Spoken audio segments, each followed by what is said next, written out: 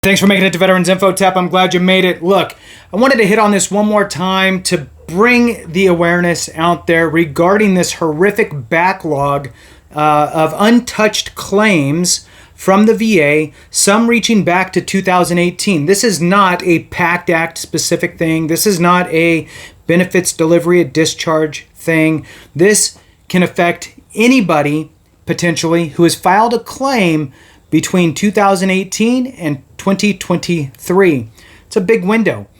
And basically, in a nutshell, the VA has not touched your claim, and now all of a sudden they figured it out and they're trying to front load, I guess, as best they can, these old claims. But the problem is that many veterans who are affected by this still might not hit the potential requirements needed by the VA, and the VA might move forward with the information that they have without getting additional information from you if they request it, and make a horrible decision and potentially cost you thousands of dollars and prolong your claims process and make you have to file an appeal and all that stuff. So I want to dive into it. I'm going to read the title. I'm going to give you another little blurb. Then I'm going to read the article here. It's just another article of the same information that I pushed out 2 different times over the last, 5 days or so.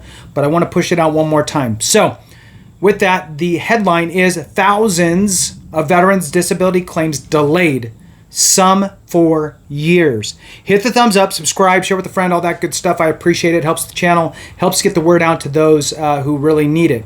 Again, this is affecting the 2018 to 2023 window of claims being filed.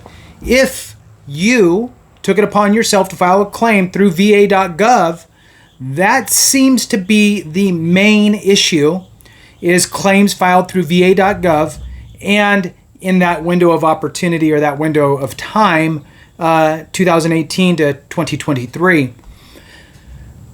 Now, here's the big part. In the and I haven't read this article yet, but in the prior videos, I had mentioned that the VA is saying, hey, look, we're mailing you a letter now to let you know that we recognize that we missed your claim and it's stuck in Neverland and we're going to try to figure it out. And oh, by the way, we, the VA, may reach out to you and say we need X, Y, or Z or whatever it is. I don't know if I'm the only one out there, but I've received my neighbor's mail. I've received mail that I have no clue it's like I have no clue how it got to my mailbox. And I've had neighbors receive my mail. Who knows how many pieces of mail for either my neighbors or myself disappeared, got thrown away. The person who actually received it, who shouldn't have received it, thought it was junk mail and threw it away. So, how's the VA going to communicate with you that they need additional stuff from you for the claim that they screwed up on, that's still stagnant, that's been there since 2018? How are they going to communicate with you? Mail. So are you guaranteed to get the mail? Sure, it's a 90% chance or whatever, 95%. I get, out of 100 pieces of mail, I get 96 of them. Cool. Let the VA's notice to you be one that you don't get, right? So if you watch any of this, that's the main thing. Call the VA and say, hey, look, I filed my claim in 2019, 2018, 2020, 2021, 2022, 2023 on va.gov, and I just want to make sure that everything's good to go. They're going to tell you, they're going to look, whatever, then they're going to let you know. Or if you got one of those letters from them that says, hey, look, we screwed up, your claim's been sitting in Neverland, we recognize it, we're going to fix it. If it were me, just saying, I would call the VA probably once a month until my claim was fully adjudicated so I could ask them, hey, look, do you need anything? Did you need anything? Is there anything you need from me? Anything I need to do for you? Because most things that the VA sends you have a 30-day, 30-day or 60-day suspense for little short things like that. So anyway, that's what I would do. Let me jump into this article real quick for those that want to actually hear what's being said. I found this one on The Hill, and this was by, Casey Bushman. This came out 8/25, August 25th. So, about 32,000 veterans have had disability claims submitted through the Veterans Affairs website delayed because of a technical issue. A spokesperson for the Department of Veterans Affairs told NewsNation that some of these claims go back to 2018. Specifically, these claims were not automatically routed for processing once submitted, leading to a delay for these veterans. Terrence Hayes, VA press secretary, said in an emailed statement to NewsNation, claims were delayed after a technical issue with the integration of two systems on the VA.gov website. Hayes said this affected about 0.5% of all claims submitted. According to Hayes, the Department of Veterans Affairs implemented a solution in February of 2023, shortly after the issue was discovered.